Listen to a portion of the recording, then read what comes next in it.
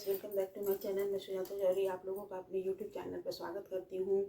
तो आइए आज हम लोग जानते हैं कि जो लोग भी माघ स्नान करते हैं तो माघ स्नान करते हैं तो हमें उसका उद्यापन भी करना होता है। तो माघ स्नान का उद्यापन हम कैसे करते हैं, तो आज मैं आप लोगों को ये उद्यापन विधि दिखा रही हूँ कि हमें उद्यापन कैसे करना चाहिए।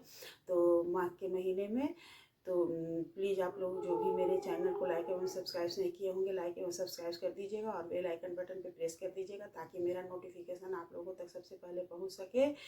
और मेरे चैनल पे बने रहिएगा, लास्ट तक देखिएगा, तभी समझ में आएगा कि हमें उद्यापन में क्या क्या देना चाहिए और हमें उद्यापन कैसे करना चाहिए।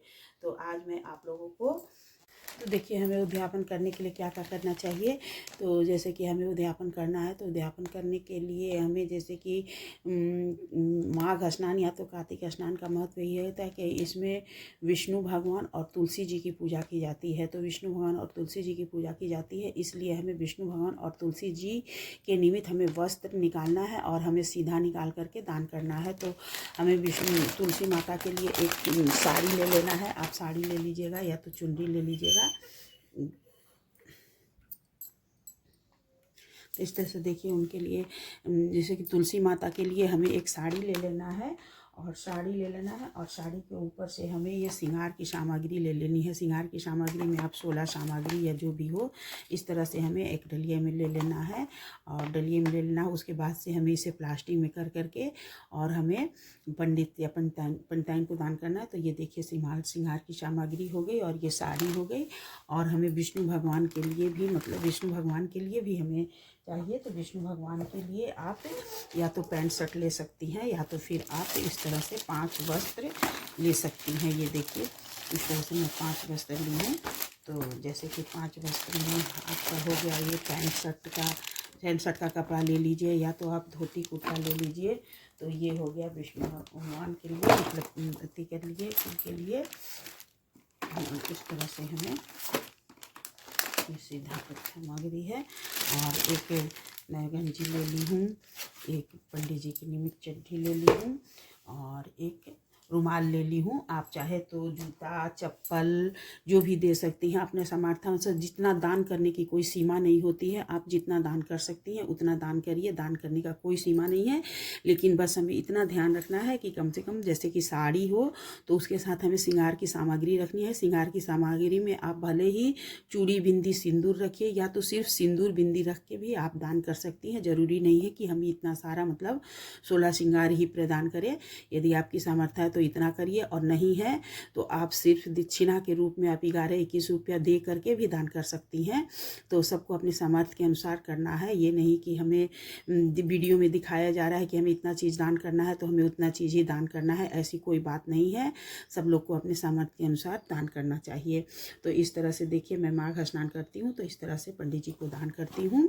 और ये हमें दान किस दिन करना है, तो दान हमें माघ पूर्णिमा के दिन करना है। माघ पूर्णिमा के दिन हमें स्नान करना है। स्नान करने के बाद से हमें सबसे पहले तो हम लोग जल देते हैं सूर्य भगवान को। उसके बाद तुलसी माता की पूजा करते हैं, फिर अपने मंदिर में विष्णु भगवान की पूजा करते हैं या तो फिर शालिग्राम भगवान जी को तुलसी के नीचे रख के पूजा करते हैं।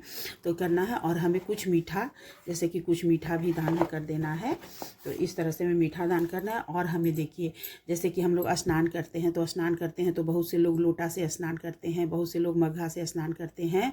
तो जैसे कि हम लोग गंगा जल डाल के स्नान करते हैं या कि नदी सरोवर में जाते हैं तो हमें एक लोटा और लोटे में हमें चावल भर करके हमें इस तरह से ये हमें दान जरूर से करना है। और यदि आप चाहे तो मग्घा और जूता चप्पल जितनी चीज़ हो वो दान कर सकते हैं, लेकिन इतनी सामग्री हमें दान करना है।